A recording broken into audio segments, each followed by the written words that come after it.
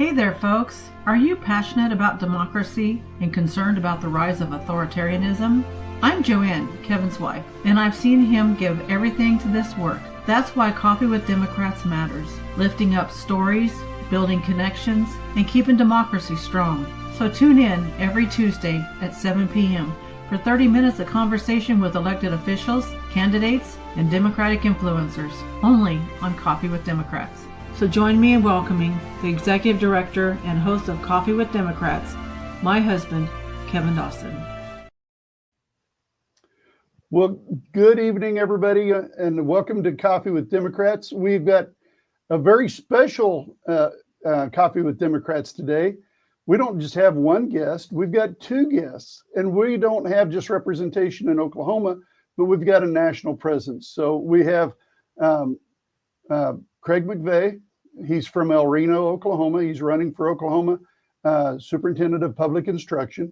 And then we've got Maura Keller, who is running for Georgia's Congressional District 3.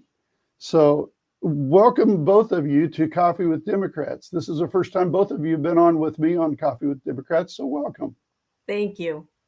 Thank you. Glad to be here. Yes. Well, I am just excited to have you guys on with me and be able to have this conversation. This is going to be, folks that are watching, this is going to be a little bit different kind of conversation than what we normally have. Because, you know, I'm always having a conversation. It's never an interview. So, but we're going to expand that just a little bit. We're going to go a little bit longer tonight so that we can give both of the people that are here that are running for office an opportunity to talk. And we're going to start with Maura. And because Maura is, well, first of all, she's a lady. So being gentlemen, we need to let her go first. And we'll let her talk about herself and kind of give everybody a background about who you are. So welcome, Maura, and thanks for joining us on Coffee with Democrats. I really appreciate the invite. So I'm Maura Keller. I am a retired Army Lieutenant Colonel. I did 26 years in the Army. I started off as enlisted, and I was a military policewoman. And this was back in 78. And then I got my commission and retired in 2004. And part of that time, I was doing a lot of, I was a strategic analyst on a lot of the things that I did. Once I retired, I worked about 12 years doing projects. And a lot of them were for the Undersecretary of Defense for Personnel and Readiness and the Chief of the Army Reserve. And then I used my GI Bill for another degree. And this time I got a degree as a nuclear medicine technologist. And my last assignment, I was working at the Atlanta VA. And it was great to be back with my fellow veterans. I'm a mom of 4 children. I'm originally from Massachusetts, so you might hear an accent once in a while. When I get really passionate, you'll start to hear it, and I start to lose some of my alphabet and rearrange some of the letters. But I've lived here in Georgia for 30 years, and so I do consider myself a Georgian. So it was the VA that made me decide to run. You know, as a leader, you know, we don't take excuses. We see problems, we fix them. And I was seeing some issues and I could not get them fixed. So I thought, you know what? I'm going to run for Congress. Now that'll make them listen to me and I can take care of all of my service members. I just added your website down at the bottom so people can go to your website and see, you know, find out more about you and also find out more about how they can contribute to helping you. It's the 3 T's I talk about: time, toil, and treasure. That's how people can help you, and you know, being able to help anybody's campaign, any candidate who's running. They always need volunteers. You can't have enough volunteers. Door knocking, getting out. So I wanted to have your website there for people to be able to see that. And in just a little bit, Maura will actually turn your website on so people can see what your website actually looks like. Great. So let's talk just a little bit about. You talked about leading up to why you wanted to run. It was because of the VA and participation in there. So let's talk more about why you decided to run and kind of dig into that for just a little bit longer, if you don't mind, please. Sure. So this district, I felt, was never really truly being represented. And I didn't ever see this representative dealing anything really with the military.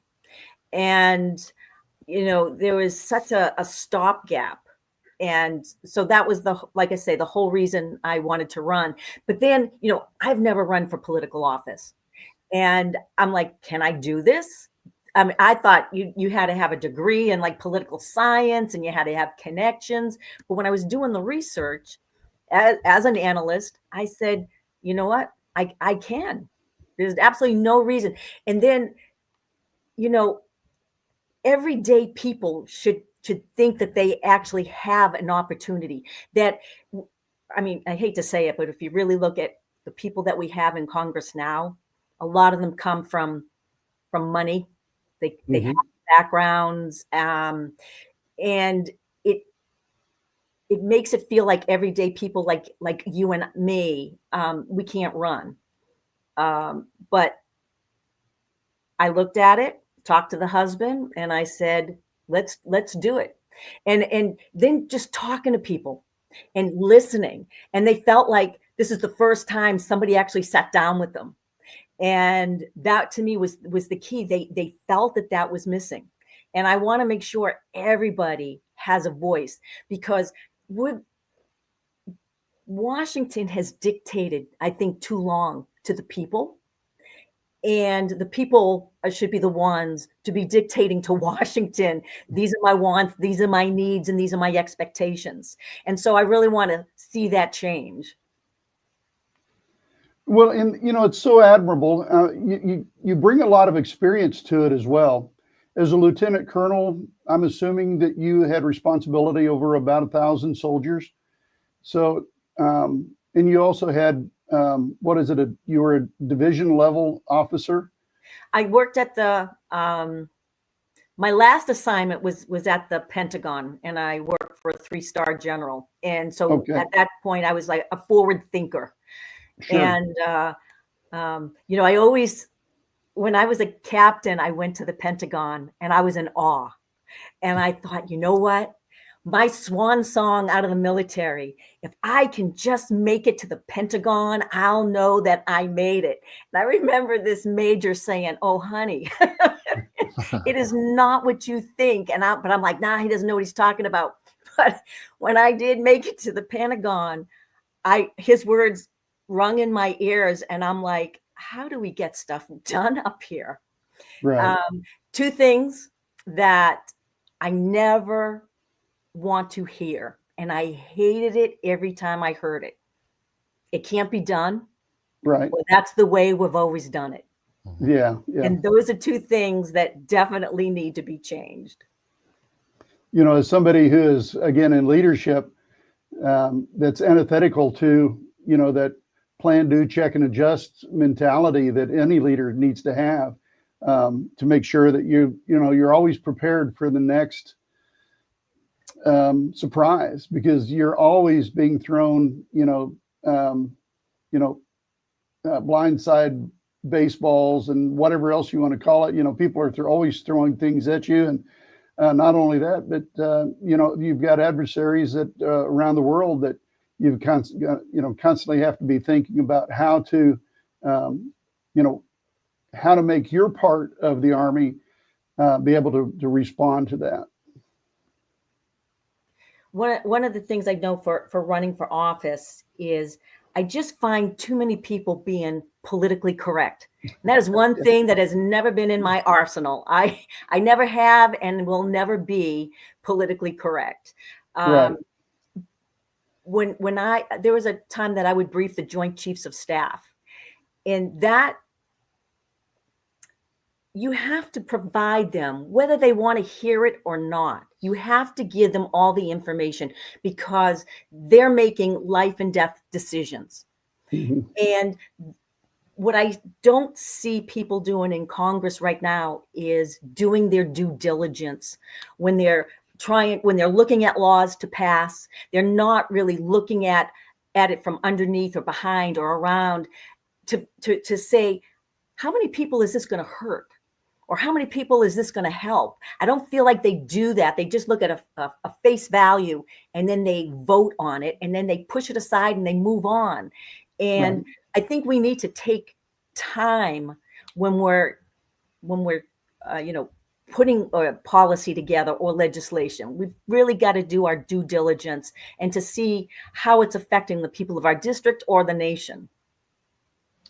You want to ask some questions and engage with her a little bit if you want to? Colonel Keller, I'm intrigued by your experience as a captain at the Pentagon. Both my kids are military, and it's absolutely enlightening to me, your conversation about being in the Pentagon as a captain and then as a lieutenant colonel, and you mentioned how do things get done, and my question to you is, how do things get done? How do you make an influence on the Pentagon as a lieutenant colonel? Well, it's making sure you have all your, as we would say, our ducks in a row, that we did give them all the information, tell them the good and the bad. And then I'll always end it with, if you do this, then this is what's going to happen. If you decide to do that, then this is what's going to happen. And the thing is, you're basically a staff officer. You're not in charge of anything. So all I can do is give you the best information, and what you do with it, it's kind of out of my hands. But I really want to make sure you totally understand what I just said. So. Yeah, and you mentioned that you worked for a flag officer, and that also intrigues me. With 3-star general as a lieutenant colonel, and you said you had to give them all the information. How do you react when you give it to them and they don't respond?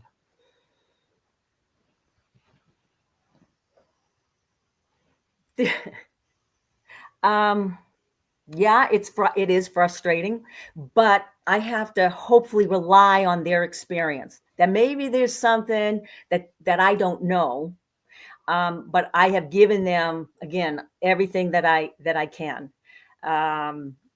But yeah, it does seem frustrating, regardless of the rank. You give them this information and they decide to go down a whole different thing. Yeah. All I can do is just say, I did what I needed to do, and then it's up to them. Before we move on to the next important question, I wanted to talk to you just I know a little bit about your history. You and I have communicated with each other. Talk to us about 9/11. So I worked in readiness, and so I was supposed to be on 9/11. I was supposed to take the red eye out of Atlanta, and that puts us under the Pentagon at around 8:30. And then our meeting wasn't supposed to happen until the 12th, but we were going to get there a day early and then go through, know where the meeting room was going to be, talk to some of the folks there, and then work our way throughout the building. And the night before, I changed my plane ticket. But my counterpart, he was still going to go. And then after we saw the plane go through, I'm looking for my buddy, and because I'm thinking he's already there, and he overslept and was sitting on the tarmac here in Atlanta. So he never got there. But yeah, I always look at it and say, what a difference a day makes. Because the reason I was going there was we were going to be working on all Army war plans. So National Guard, Reserve, active component. And that was the whole reason we were going. So I just don't know what to say every time I think about it. And to bring everybody up to speed, the airplane that crashed into the Pentagon actually hit the same location where you were scheduled to be at. Is that on that day, the plane went through that room that we would have met at, or, where I would have gone to say, hey, this is our room, and talk to the folks that were there. So yeah, that took it to a whole different level when we found out later on where the plane actually went through. And then probably on a personal level, I'm assuming that you had a lot of friends and colleagues at the Pentagon who lost their lives. There were people. I didn't have a lot of, I just knew of some names. But, that day will just always be, in my mind. Besides that, my oldest son, who's a flight attendant, was on his way to Washington for a job interview. And when the first plane went through, we were told it was like a commuter plane. And, we didn't have our TVs on yet. And so I'm wondering, where's my son? Right. I didn't know if he was on one of those planes. So that, for the longest time, throughout the day, it's like, where's my son, Derek? And then my brother, the one from the Air Force, he was flying. He flies for Southwest. And I'm like, where is he? And so that day was extremely stressful. Oh, absolutely. I can understand that. So let's get back to Coffee with Democrats here for just a little bit. Mm-hmm. And we'll get to the third and final question that we're going to ask you. And that is, why should people vote for you? I am a proven leader, and I have been a public servant since I was 17.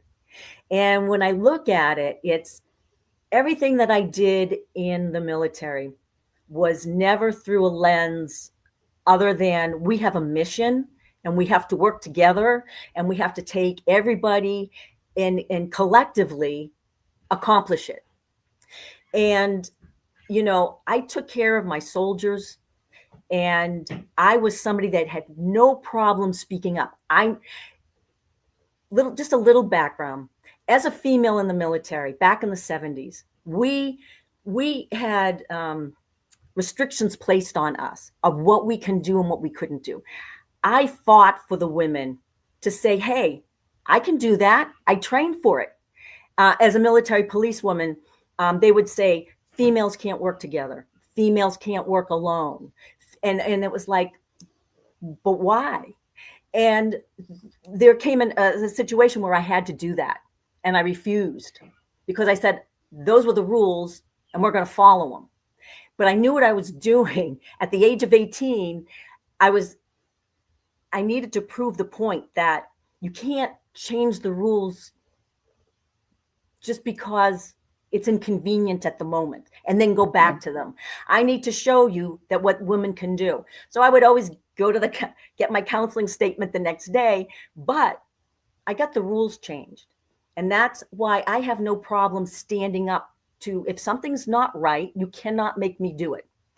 And so I took care of my soldiers. And then when I worked for the undersecretary, or did the projects for the undersecretary, I made sure always in the back of my head,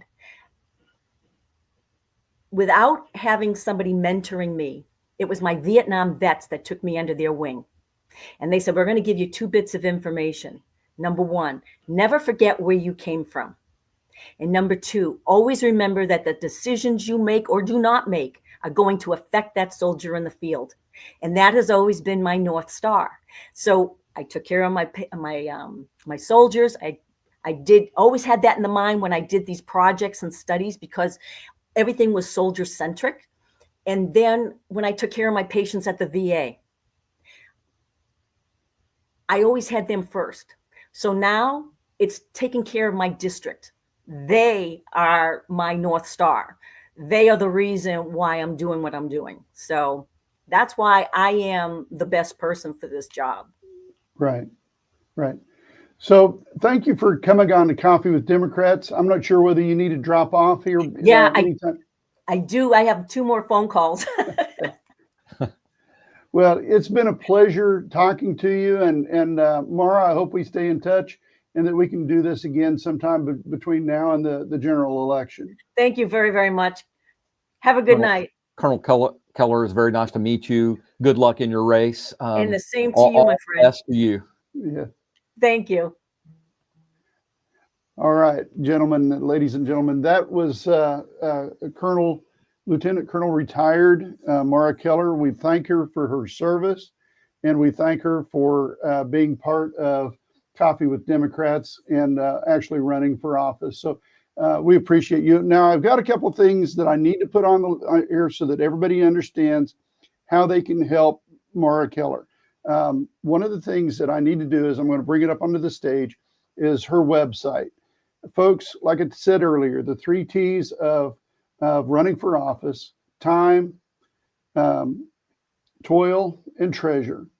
If you have time and you're in Georgia, and or if you're not in Georgia and you want to do postcards, or you want to do call time, or you want to do text banking, get online with her in the contact section, join up where it says join, and go help.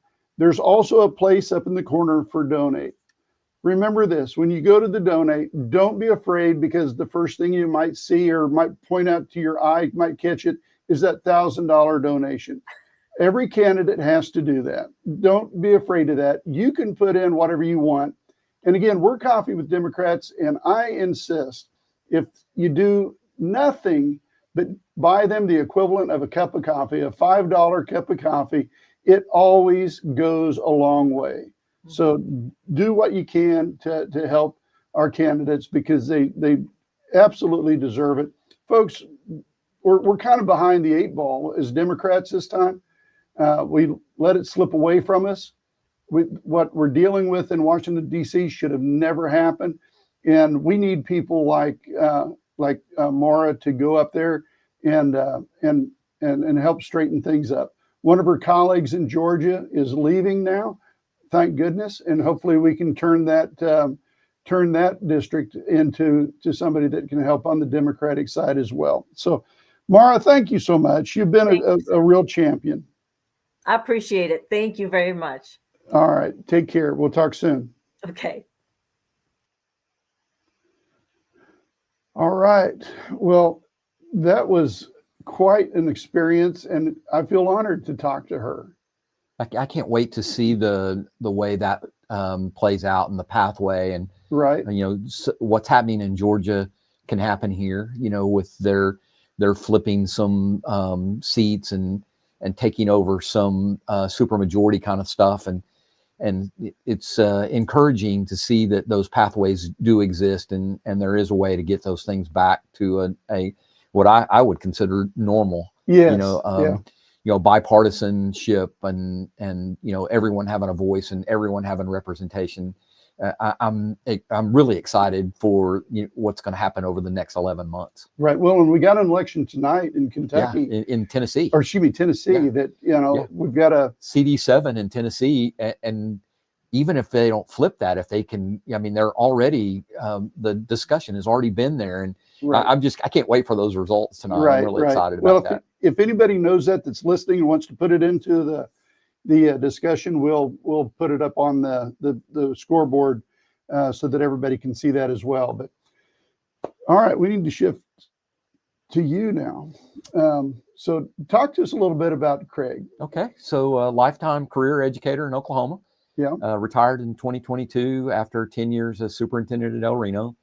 Done every job you can think of in public schools across the state. Checked a box in all 4 corners. So I have a lot of experience. No on-the-job training will be necessary. Should I be so lucky to gain the votes and the confidence of Oklahomans. Married for 42 years. Have 2 sons, 2 daughter-in-laws, and 6 granddaughters, and that's been taking up a lot of my time. My wife and I raise, ride, train mules and donkeys, and we have a blast with that. I have a chuck wagon that I do some events with, and some parades and stuff like that. Right. And so have never thought about running for office. Never had my name on a ballot before. Not a politician. I'm a one issue Democrat. Right. I'm education all the way, and have been my entire career. And so that's kind of me. Like I said, there's a passion for me for the 704,000 public school kids that have been disrespected and disregarded over the last 3 years, for sure. Yeah, we got to talk about that a little bit, because I say this all the time that Ryan Walters did not put us in the 50th. Yeah. He made it impossible for us to not be in 50th.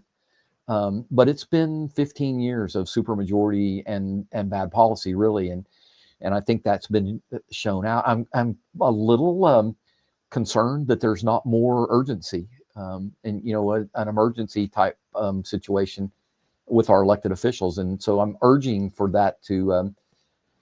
We can't stay in 50th. Sure. We're Oklahoma, and if we stay in 50th, it at cross over there on Owen Field. This state would go completely crazy. Right. And so, heads would roll and I think we take that mentality. I'm a former coach, so I like the athletic kind of comparisons, but if we take that mentality that we are not going to settle for anything but a national championship. Right. I think the path forward is there. But I think it's going to take, a huge, not only investment, but a commitment. And so, Right. And I'm looking forward to that. And every, the last couple of months, I've been crisscrossing Oklahoma and talking to teachers and voters. And every political candidate that I have met on the road has had education at the top of their list. And so let's make that the priority for this cycle. And I'm willing to go to work and do that. Right. Well, and that's the great thing about, I love a couple of things about you for sure. Number one, I love the blue collar, rural aspect. You are out in El Reno. Mm-hmm. You've been superintendent of schools there for how long? 10 years. 10 years. Yeah. So, where were you at before that? So I was superintendent at Rolfe in Pontotoc County for 4 years. Before that, I was superintendent at Little Freedom in Woods County, 606 square miles, 120 kids, PK through 12. Right. Where I drove a morning bus route, 28 miles one way to pick up a kindergarten child. And you can see the lights of Coldwater, Kansas, from their front porch. Right. When I picked up and dropped off that child. And so that's kind of been my experience. High school principal, athletic director at Thomas before that in Custer County. And just a pretty vast experience in rural Oklahoma.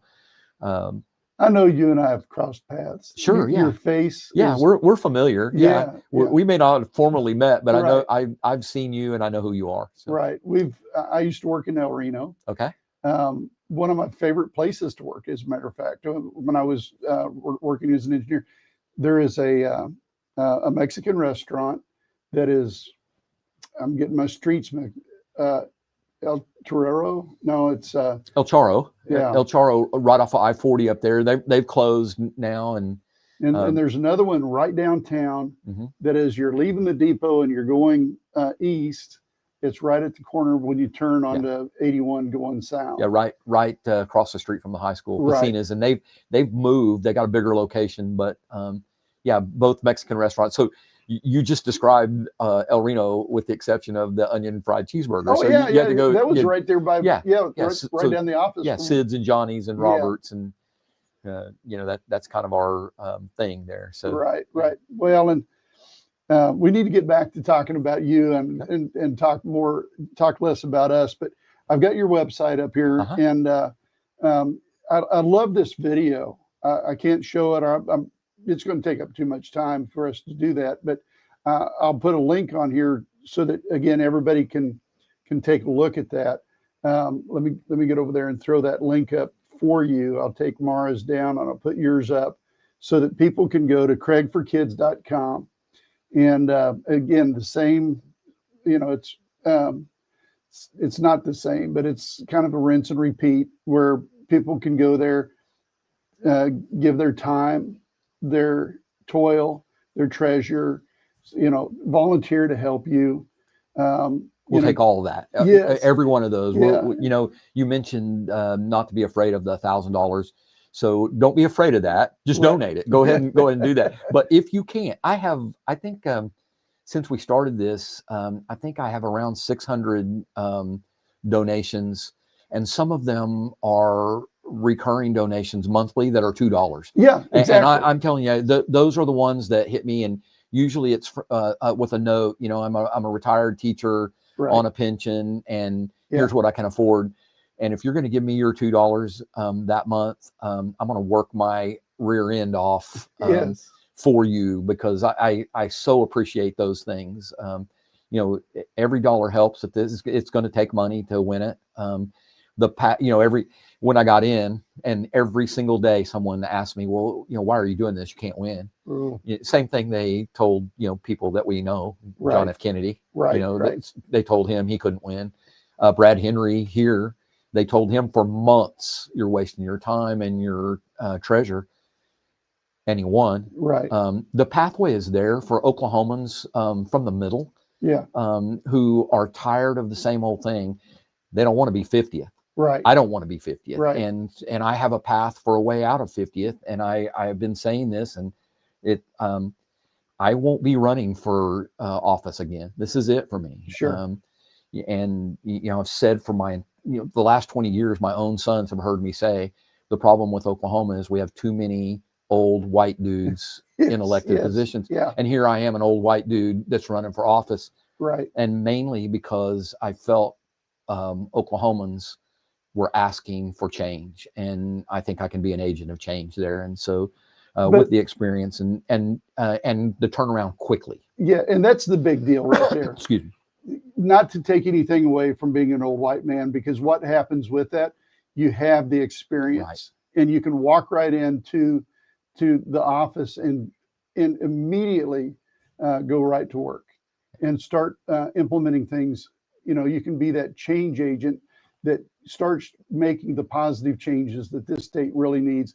And you'll be in a position where you can talk to the governor, you can talk to the legislature, you can give reports to them on a regular basis, and you can give them the facts. And when you go in, whether you're talking with Republicans or Democrats or otherwise, you go in with the facts and you give them the details. Most of the time, they're going to come out with a better view of what they need to do to help. I think everyone knows. Yes. I think the elephant in the room, everyone talks about Mississippi's miracle, and Sure. And it's absolutely, when you look at what they've done in Mississippi over the last 15 years, it's absolutely amazing what they've been able to accomplish with a plan, Yes. with an investment, with a coordinated implementation plan, and consistent plan to keep moving forward. Right. In the area of early literacy. We can do that. They've given us kind of the steps to take. Right. And so I'm so positive that we can do better in every aspect. And I think we can do it faster. We've been doing the things they're doing in Mississippi. We've been doing here since the mid-teens. They started a little earlier, Right. But what we haven't done is the investment part. Right. And so it's going to take bipartisan work to get that done. But every politician in Oklahoma is running on, we got to improve education, so let's do it and quit talking about it. And Right. I think for me, my track record is with action and not just words. So I'm going to go back to you winning the election, because I'm going to kind of blow your mind here a little bit. Everybody said that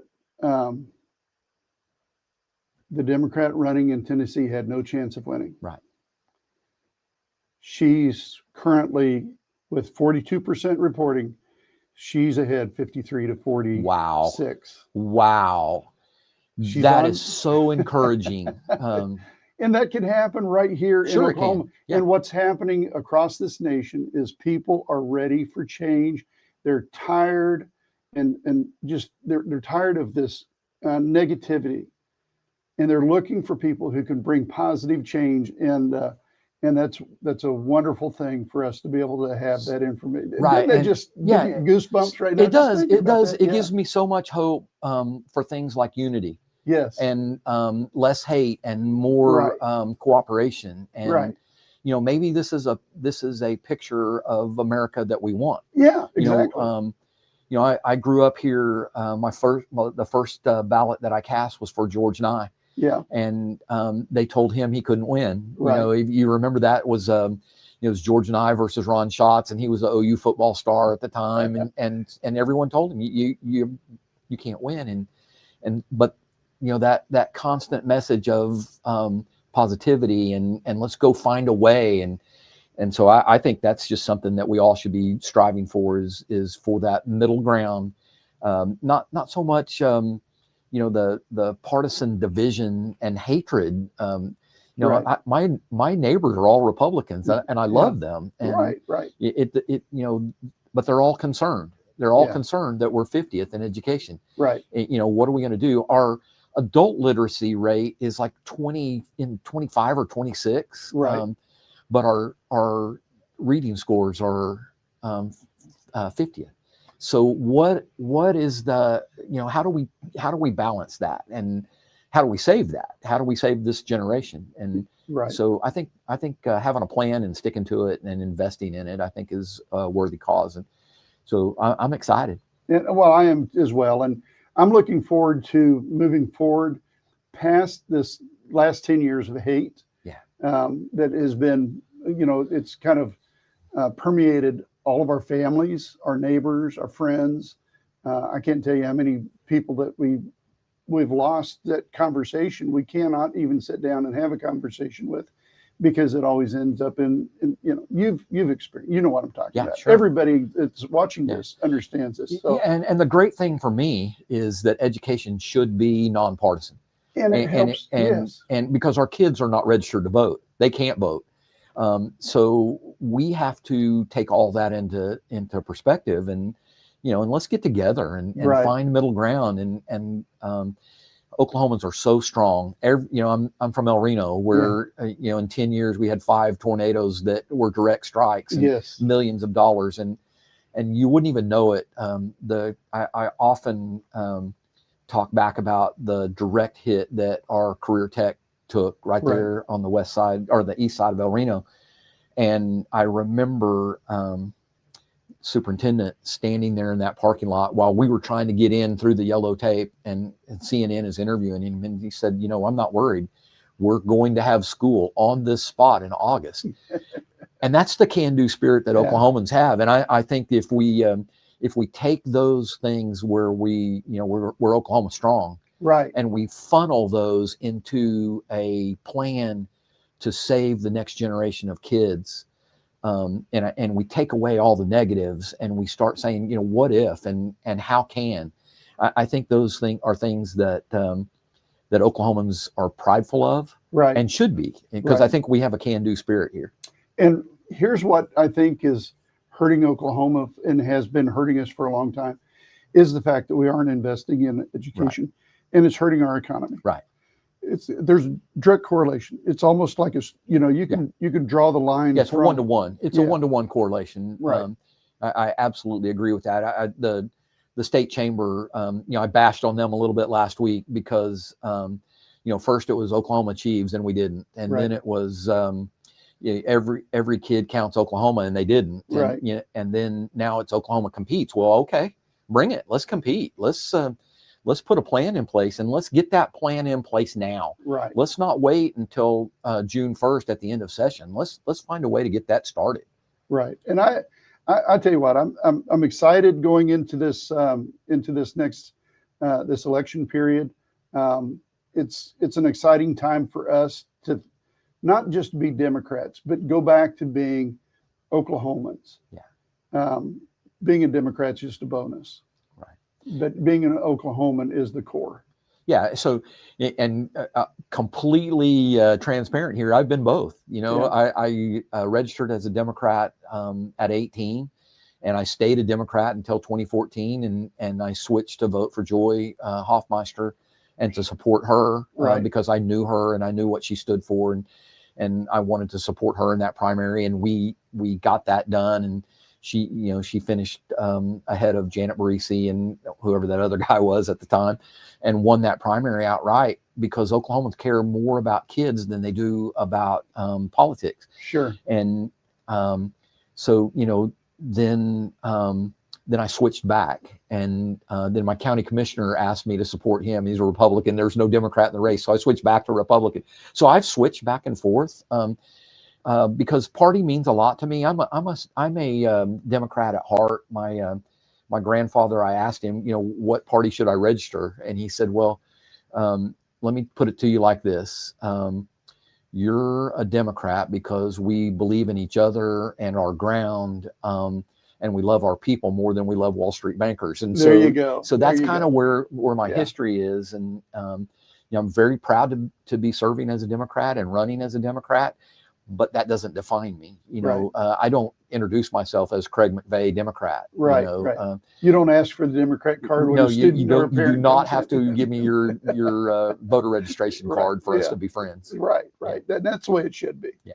We're Oklahomans first. Right. And that's what I appreciate. And so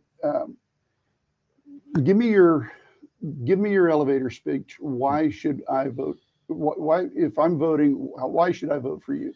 Well, almost 40 years of experience in education in Oklahoma. I've seen the ups and downs. I have a plan that can fix this. I've said it out loud, and I'll keep saying it. If the legislature will get on board with this, and it comes from the governor on down, if they will get on board as quickly as possible with a plan to fix this, agree on a plan, put the plan in place, right, be absolutely dedicated to the plan, and invest in the plan. Yeah, we will go from 50th to 40th after the first legislative session. Right. If we can get that done, 50th to 40th is easy. Right. 40th to 20th, it's going to take much longer, and it's going to take much more time. Right. I am proposing an 8-year plan. I only have 4 years to get it done. Right. But I'm proposing an 8-year plan, much like Roads and Bridges, where Roads and Bridges was 49th 20 years ago. This last summer, Tim Gatz announced that they had went from 49th to 4th. Right. And they asked him how. And he said, invest in having a plan and investing in it. Right. Well, let's just take that plan. And I know it sounds overly simple. And let's take that plan and put it in place in education.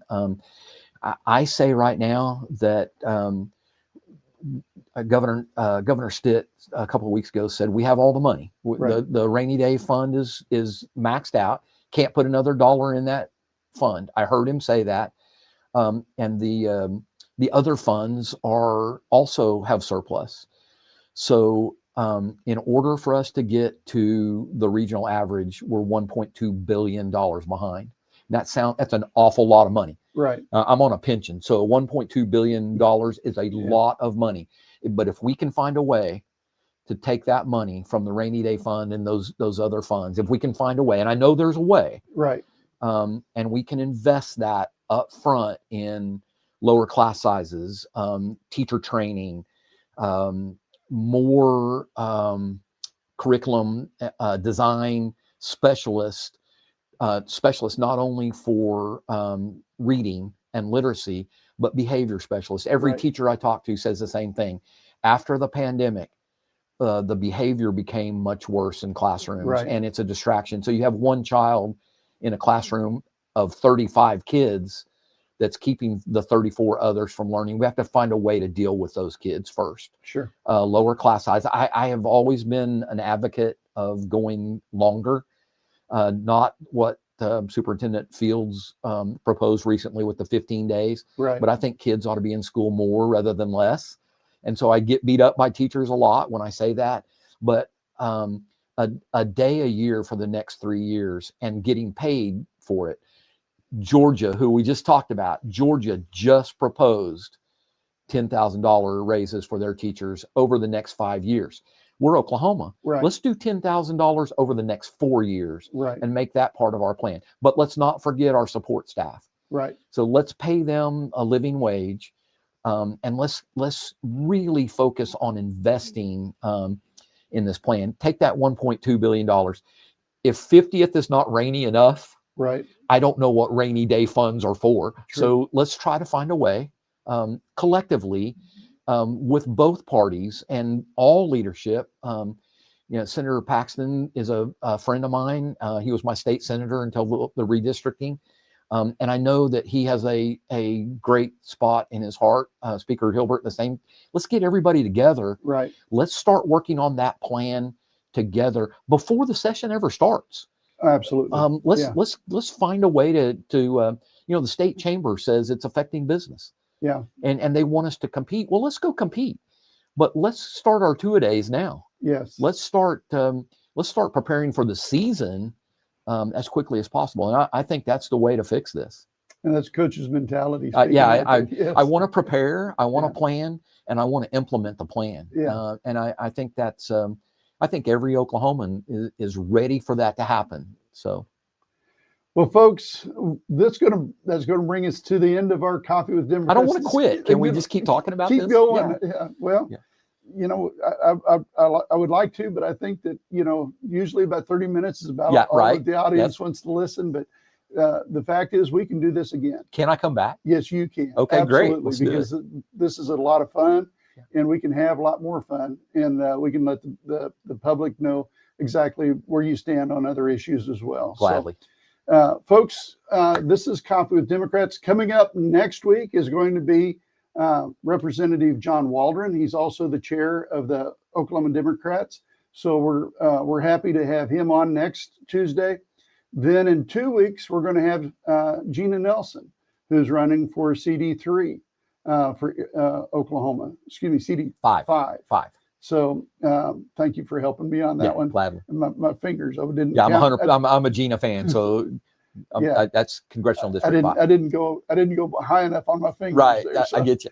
So anyway, folks, thank you for joining us on Coffee with Democrats tonight, and please come back next week. We're going to have another show. Also, I've got a companion channel that you'll see on Coffee with Democrats. It's called Coffee with Kevin. Every morning, I pick a topic that just comes up out of the news, and I talk about it. Only lasts about 4 or 5 minutes, and then you can go on about your day.